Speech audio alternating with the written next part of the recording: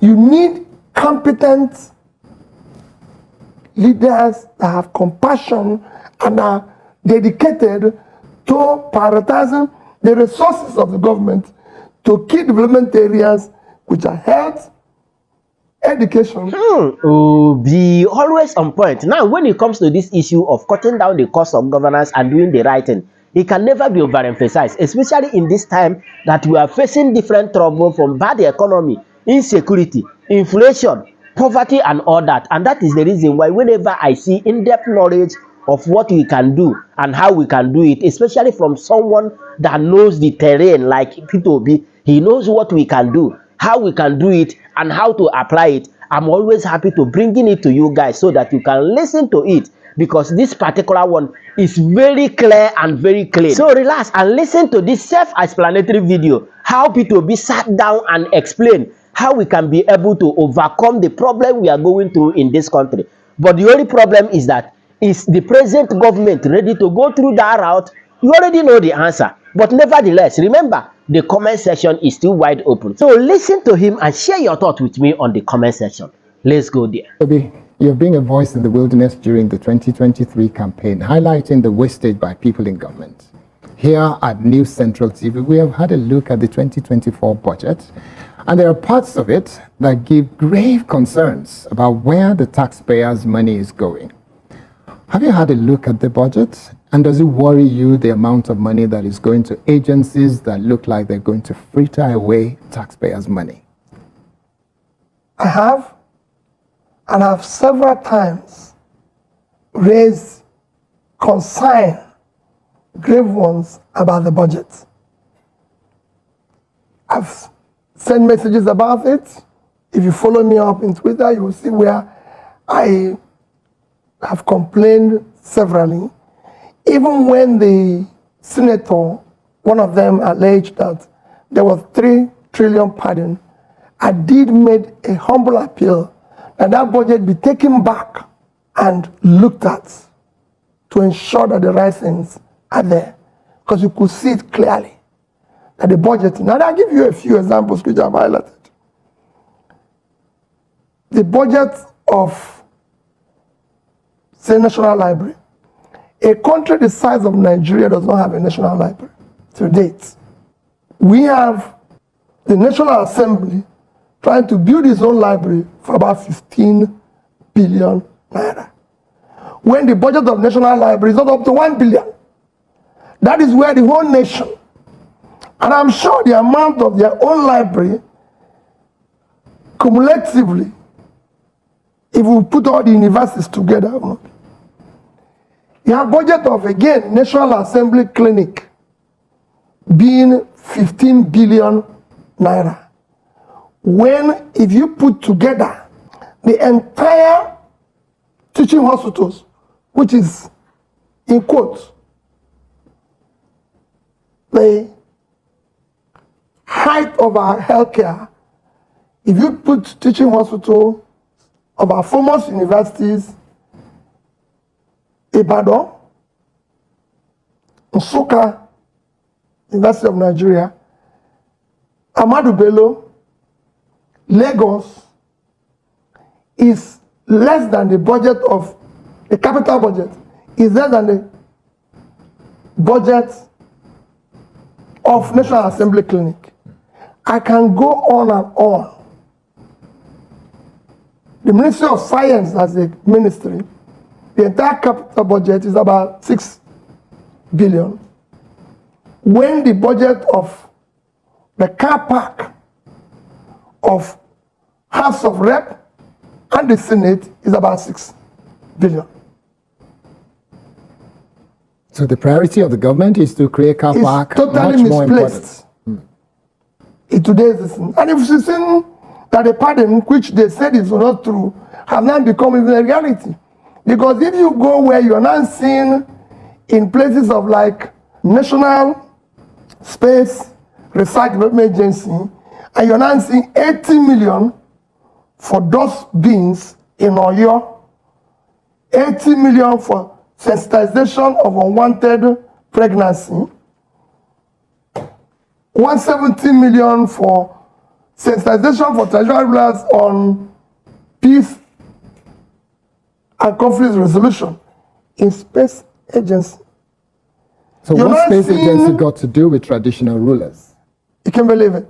You're not seeing where we have about 300 million over a national news agency of Nigeria for tricycles and school renovation.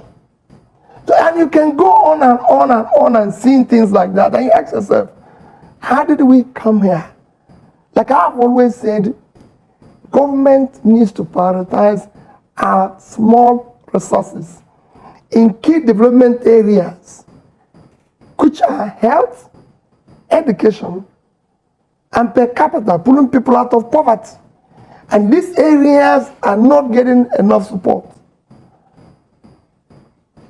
If you talk about your health care, the most important part of your health care is your primary health care. That is the foundation. We have today overtaken India in infant mortality, 7 times our population, and the capital budget of our primary health care for the whole nation is about 59 billion. The cost of our presidential jet at 100 million is about 160 billion. That is 3 times our primary health care. And this is not the only private jet that the president No, has. just the new one we Just the purchased. new one. They said it's 100. We don't know the actual figure because they need to reconfigure it and everything. So When if you say they see need to reconfigure it, are you suggesting the numbers are being massaged? I don't know what is happening because nobody knows. We now live in an era where nobody knows what is happening. All you know is that you wake up in the morning, they tell you, we've bought these new cars, nobody. That is why I keep saying we must go back to the parliamentary system of governance. Even if we have to maintain the presidential system, we have to include where everything have to be explained. But when you say parliamentary, you know that the Constitution of Nigeria says it's a presidential system. Are you by any means suggesting that there is a need, or you're suggesting and supporting those who say there's a need for a national conference where we decide a new constitution for Nigeria? The way we govern Nigeria, not just in the constitution, the way we move as a country. Yes, I support that, but then we need to also have, we can keep, even if we keep the presidential, there must be a bit of tweak to the parliamentary setting where it will be properly explained, all these expenditures, because the waste is incredible. What we're going through now is never imagined.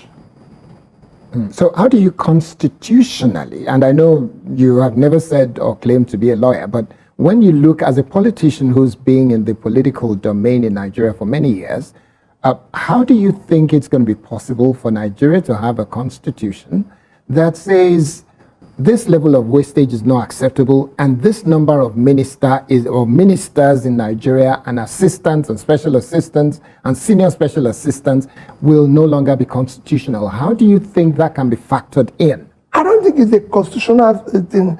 I mean, constitutional government, because constitutionally now, what we have is not what it should be. The constitution says 1 minister per state. So 36 ministers. We have 40 something. So it's not a constitutional thing. Should that be It's a adjusted leadership- to maybe about 20 or even 16? No, it's a leadership problem. It's a leadership problem. It's getting leaders that are conscious of the fact that our resources has to be prioritized in key development areas that makes a difference. It has nothing to do with it. Yes, we need to tweak the constitution for what I said earlier. But today what you need is, you need competent leaders that have compassion and are dedicated to prioritizing the resources of the government to key development areas, which are health, education, pulling people out of securing the country, making sure things work. The cost of governance and the waste today is criminal and unaccepted. Nigeria has more federal ministers than the United States of America. How do you begin to comprehend and understand why we need so many, would you suggest that if you were to become the president of Nigeria at some point in the future, you will definitely reduce the number of ministers to how many? How many ministers do you think Nigeria needs? For me, I will stay within the constitution.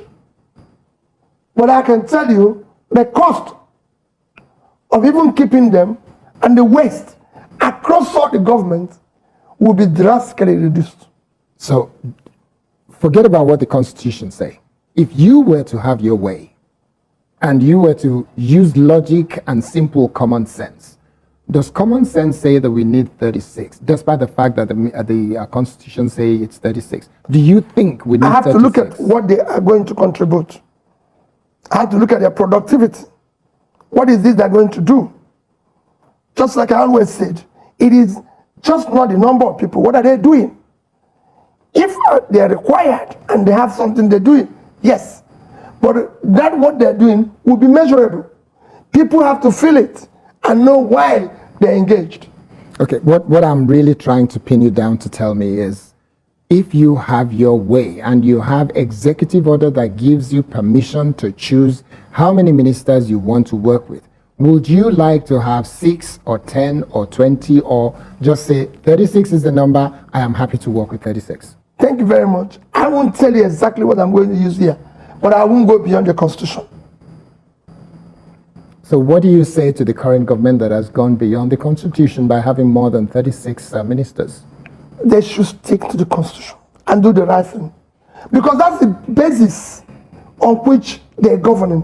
That is what they sworn oath to keep. The oath is to respect and keep the constitution. So you live within it. That is actually the essence of what you're doing. So would you call the action of the current government and the support that they've got from the National Assembly, would you describe it as illegal and unconstitutional? Yes, it is, because you're not working with the constitution. You have to work with the constitution. That is your Bible. That's what you swear an oath to keep. You cannot swear an oath to obey this and do otherwise. It's the same thing that is happening. Whether you're talking about issues of mismanagement of resources, corruption, everything, you're going out of the oath you swore to uphold. Okay, so let's move on very quickly, because I know we have very little time to go through all the issues that affect the state of the nation. Now, the budget in Nigeria in the last 8 years has consistently been very low on investment in the area of agriculture. You spent a few days recently in Rwanda, and a paltry sum of 1.5% to less than 2% of our budget is going to agriculture. That provides about 20% of the GDP consistently over the last 10 years. What is your feeling about this, and what kind of number do you think this government should be looking at in terms of percentage of the 23-25 trillion naira that is being budgeted for the entire nation? How much do you think should be going to agriculture, and why? Well, you were even generous to them to say it's about 1.5. I don't think it's about 1.5, because the budget of agriculture this year is 362.9 billion, 363 billion, and the entire budget is about 28 point something, so it's about 1.3 trillion. So we're generous by giving them more. But for me, let me go back to my position on agriculture. Is to say that the two most critical area in Nigeria that is actually giving us the crisis is personal insecurity and food insecurity. And by solving food insecurity, you would have done a lot in dealing with personal or human insecurity. Because today, from all records, you have 38 million people on the verge of extreme hunger. And you have huge number of your poverty capital of the world. So by going to deal with food insecurity, you're going to invest in agriculture, which will solve hunger, which is one of your biggest crises today, being 109 out of 120-something countries measures hungriest country. You're going to solve your hunger. You're going to create huge job because you're seeing it as the biggest in terms of GDP contribution. It's actually the same thing in employment. So you're going to solve issue of unemployment because it's going to employ more people. It's going to help you, your industries, because they have raw materials to process. The entire value chain is agriculture, processing, marketing, and of course, till it gets to the table where people eat. So you're going to be dealing with that entire value chain, which will create jobs. It's going to help you to deal with the issue of inflation, because the biggest contributor to inflation today, negatively, is food inflation. By having more product, you're going to bring it down. You're going to be saving money you use in importation of food products, again helping your foreign exchange stability. And if you export, it's going to help you to bring. So everything about agriculture is a win-win that you need to invest aggressively on it. Because by pulling people out of poverty and everything, you reduce the criminality and all that. For me, areas of agriculture, which deals with the third issue of development, pulling people out of poverty, health and education will receive not less than 10% each of the budget. And it's important.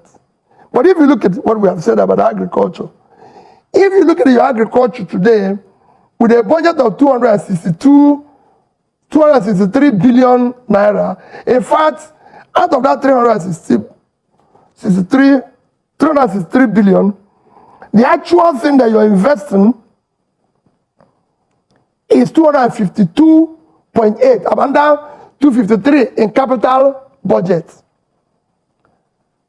By the time you add 160 for new jet, 21 billion for new VP house, 15 billion for Library of National Assembly, 15 billion for their clinic, and all other furnishings, you find that you have to add 250-something billion for the entire country to solve issue of hunger. In fact, the overhead for the entire agricultural ministry is less than 10 billion, which is about the money you have spent, about 50% of the money you spent just in housing the vice president. Confirm, it is always very clean and very clear. Imagine where he cut out the money he would have used if it were him that is in power. He would have used that money to boost education and healthcare. But that same money he's talking about, they don't waste them. They have lavished it in something else. Now, the only problem is that, just like I said before, it is always very difficult for the present government to look at advices that will help them pull people out of this problem we are going through. But nevertheless, share your thought with me on the comment section. And you know the vibe now. Click on that subscribe button, follow and share for more updates. On your notification button so that when I post a new video, you will be among the first person that will get it. Because like this, we move.